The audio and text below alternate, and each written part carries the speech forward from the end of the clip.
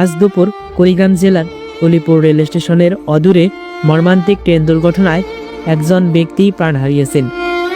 Ulipur rail station থেকে ছেড়ে আসা ট্রেনটি অপর দিক থেকে আসা লোকটি ট্রেনের চাকায় পড়ে ঘটনাস্থলেই নিহত হন। পরে রেলওয়ে পুলিশ ও স্থানীয়রা তার মৃতদেহ উদ্ধার করেন। এখন পর্যন্ত তার পরিচয় নিশ্চিত করা যায়নি। মৃতদেহটি ময়নাতদন্তের জন্য কুড়িগ্রাম সদর হাসপাতালের মর্গে পাঠানো হয়েছে। স্থানীয়দের মতে, রেল লাইনের আশপাশে নিরাপত্তার ঘাটতি এবং যাত্রীদের অসাবধানতার কারণে এই ধরনের দুর্ঘটনা প্রায় সময় ঘটে থাকে।